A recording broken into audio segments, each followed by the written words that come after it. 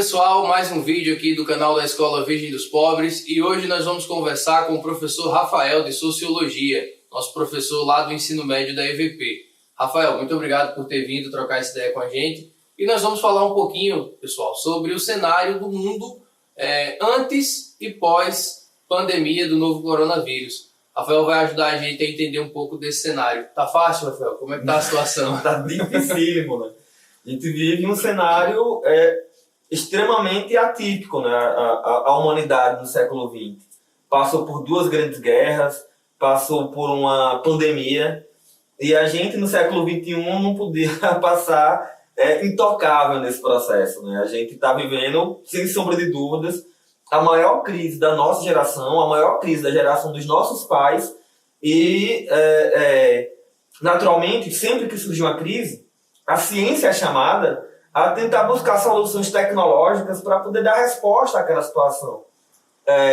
Nós somos adaptados a enxergar a tecnologia no smartphone, nos videogames, nos carros, mas para a ciência, a tecnologia ela é um conjunto de várias coisas que talvez não sejam tão sofisticadas quanto a gente vê nesses parafusos. A enxada já foi tecnologia. Então, naturalmente, vão surgir respostas sofisticadas no campo da ciência social, no campo das ciências da saúde, no campo da matemática. Então, esse mundo nunca precisou tanto de ciência quanto a nossa geração é chamada a produzir. E assim, Rafael, para a gente também fazer alguns links para o pessoal poder compreender a dimensão do assunto que a gente está tratando. É inevitável falar que o coronavírus não se explica por si. A pandemia não se auto-explica, né?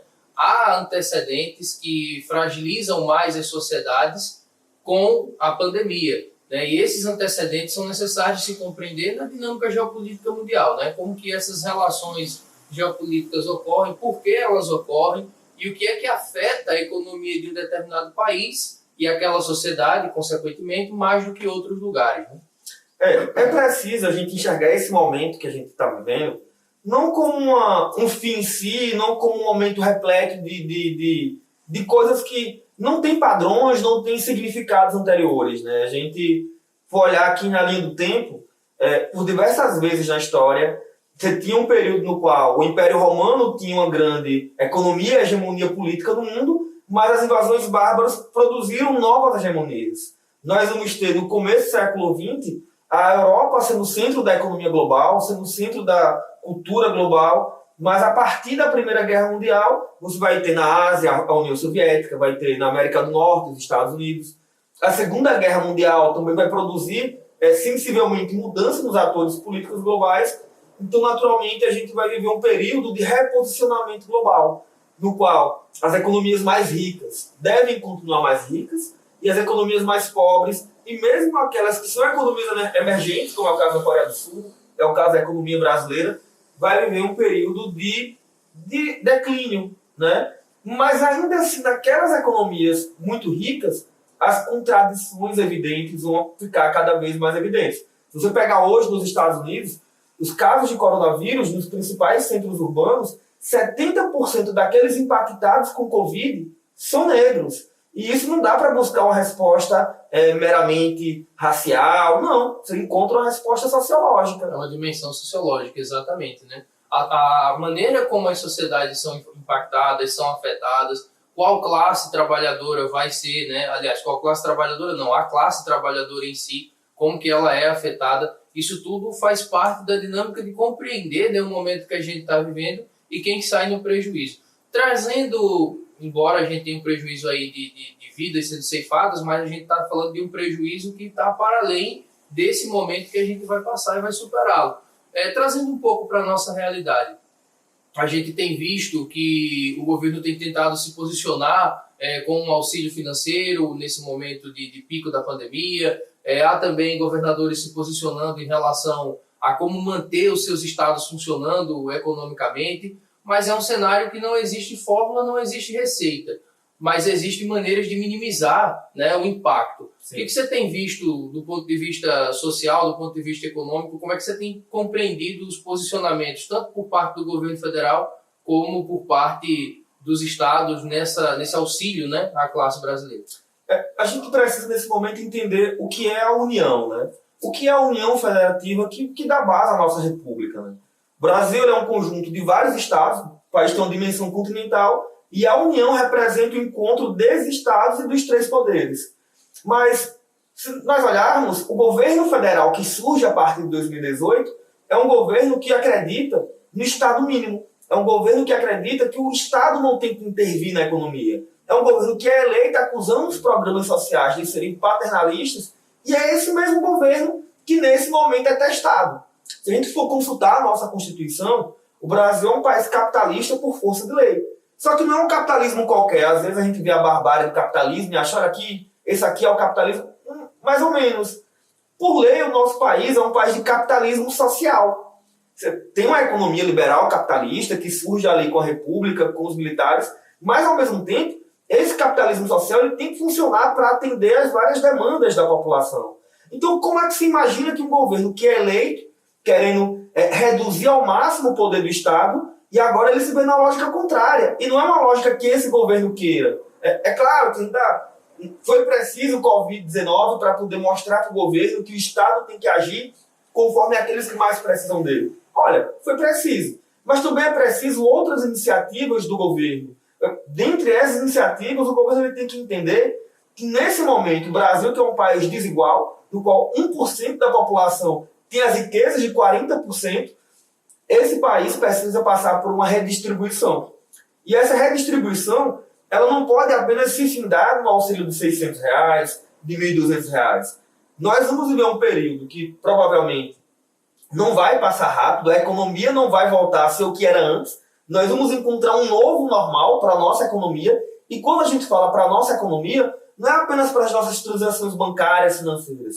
É para tudo que envolve a economia. E nós estamos envolvidos na economia. Desde a máscara, que agora a gente passa a usar com a maior força, não dá para imaginar que lá para junho ou agosto nós vamos simplesmente não usar mais a máscara. Não. Ela vai se tornar um item básico e, se a gente parar para refletir, um item básico da cesta básica. As pessoas vão ter que ter cada vez mais, vão comprar máscara, vão ter que incorporar álcool em gel nas suas compras permanentes, e isso naturalmente vai reproduzir um novo normal, que vai ter uma faceta social, mas vai ter uma faceta econômica. Claro, claro. E assim, gente, importante salientar que a nossa conversa, ela está se pautando e tem que se pautar pelos parâmetros, né, e pela compreensão sociológica, geopolítica da situação. A gente está analisando aqui com padrão e com observação científica, né? Não é especulação ou achismo ou a opinião do Rafael ou do Saulo sobre determinado aspecto e determinada maneira de se comportar do governo X ou Y. É o que acontece enquanto sociedade que espera do seu governo, né, determinadas orientações. Rafael, a gente vai caminhar para um último bloco aqui do vídeo, mas seria importante você fazer uma reflexão para a gente sobre essa transição, né, do mundo antes, do mundo durante e pós-Covid. O que você acredita que vai acontecer? Você falou muito de um novo normal, né? Você falou agora sobre isso. O que seria esse novo normal? Primeiro que é tudo tão rápido e tão compactado que torna esse mês de abril que a gente vive uma espécie de dezembro com um domingo permanente. Porque tanta coisa aconteceu nesses primeiros meses do ano que acaba que não é tão distante olhar qual era o mundo anterior. A gente tinha um mundo anterior no qual a ciência era desacreditada, no qual o percentual das pessoas acreditam até aqui que a Terra é plana. Então, o tempo todo a ciência foi sendo desacreditada. Chegamos à pandemia, e aí é consenso de que não adianta, é importante, né, que a gente ore, que a gente busque aqui as nossas convicções religiosas, mas isso por si só não vai ser o bastante. É preciso, nesse momento, ver que a ciência ela é chamada, e junto ao chamamento da ciência, ela incorpora no nosso dia a dia novas práticas pessoais. E aí, nesse período que a gente vai viver, é importante ficar em casa. Acho que ficar em casa é uma busca de manter a nossa saúde e a saúde daquelas pessoas que a gente convive, mas esse ficar em casa traz consigo toda uma série de novos parâmetros, novos modelos. Na China, a cidade que foi o centro da pandemia, quando ela sai da pandemia, curiosamente, o número de divórcios aumenta na cidade. Então, é claro que houve ali, né, um novo modelo, um rearranjo, as pessoas tiveram mais tempo, não sei. Mas isso é um fato, né? Impactou a vida das pessoas. O pós-pandemia é algo que tem que ser observado. Primeiro, que nós vamos encontrar uma normalidade. Nós vamos sair disso. Nós vamos buscar um novo modelo no qual a sociedade consiga sobreviver.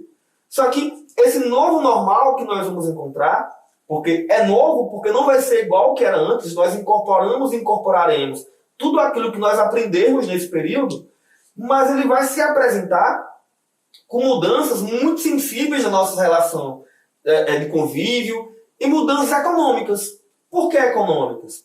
Agora, esse ficar em casa, ele vai trazer também uma série de novos costumes, né?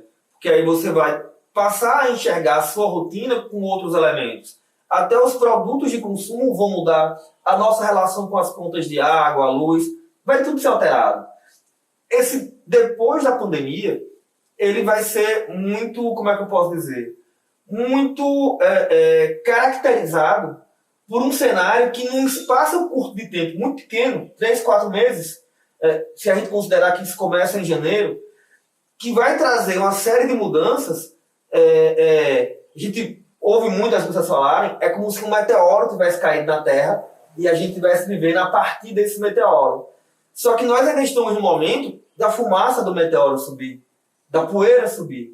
Mas nesse processo, nós vamos encontrar, a partir daí, todo um cenário no qual aqueles países que têm uma capacidade maior de controle social, que têm uma capacidade maior de assistência social, eles certamente vão ser países que vão ser ressignificados nesse novo período. E aí, certamente, a gente vai ter que encarar que países com economia planificada, como o caso de Cuba, o caso da China, sem dúvida, vão ser padrões que não necessariamente nós vamos seguir, mas eles vão nos obrigar a refletir. Você tem em Cuba um país com uma situação econômica de muita vulnerabilidade, mas manda vários médicos para a Itália. Você tem na China. As pessoas não conhecem a China, falam muito, ditadura do Partido Único, etc. Mas o fato é que não é uma ditadura do Partido Único. A China tem 5 outros partidos além do Partido Comunista. Então, esses países, é como se eles estivessem um pouco à frente do que a Europa estava durante o estado do bem-estar social após a Segunda Guerra Mundial. Porque o estado de bem-estar social, de algum modo, ele passou a ser desmontado a partir da queda do Muro de Berlim, mas na China não. A proteção aos cidadãos chineses continuou permanente. E se você pegar um paralelo, que os Estados Unidos hoje, que é o epicentro da crise, vai ter um grande contágio da sua população, você não encontra essa rede de proteção social. Então, assim como os Estados Unidos emergem como a principal potência econômica do mundo após a Primeira Guerra Mundial, como a União Soviética e os Estados Unidos, durante e depois da Segunda Guerra Mundial, passam a rivalizar. Como após os anos 90, você vai ter o surgimento dos BRICS, uma nova rota de poder no mundo. Não dá para duvidar que o mundo vai viver, após a poeira desse grande meteoro chamado pandemia do coronavírus, vai ver outros momentos. Até aqui, a gente pode supor que há uma fumaça. E que essa fumaça vermelha traz consigo toda a consciência política e social que a China pôde nos apresentar. E aí nós vamos poder saber, daqui a um ano e meio, né, nesse novo normal que se apresenta, se o centro da economia vai ser apenas o centro da economia.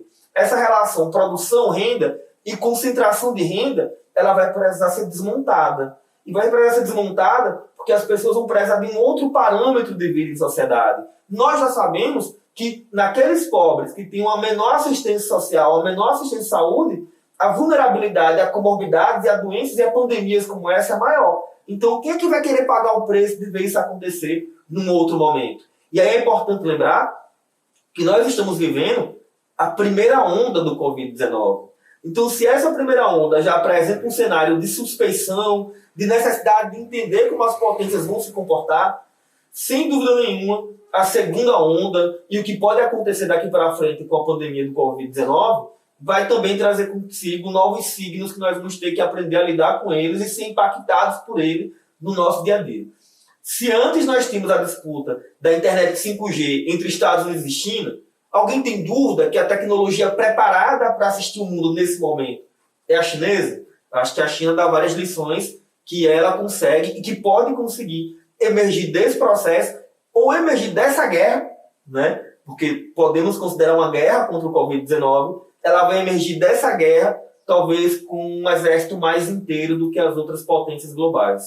Bom, gente, é importante considerar que diante de tudo que a gente apresentou aqui, diante das informações que o Rafael trouxe, dos temas que a gente debateu, que vocês também possam, né, processar toda essa informação, filtrar tudo isso, separar aquilo que você quer pesquisar e se aprofundar um pouco mais. De fato, o cenário geopolítico mundial, você não compreende ele lendo uma coisa pronta. Isso é dinâmico, tá? Todos os dias, se você não estiver se atualizando dos movimentos que os países vão tomando, e a nossa contribuição é muito no sentido de trazer o que é de fato ciência política, quais são as movimentações que se tomam a partir daí, sociologicamente entender a dinâmica global. Se não for por esse lado, vai ser só achismo e especulação. Então a gente não estaria colaborando dessa forma, né? Nossa colaboração é para que todo esse conteúdo de informação seja canalizado e processado de maneira racional, de maneira científica. Bom, queria agradecer ao Rafael pela colaboração. Muito obrigado por ter somado aqui ao canal da escola. E é isso, gente. Se cuidem, permaneçam firmes. Logo, logo a gente está junto aí presencialmente. Um abraço.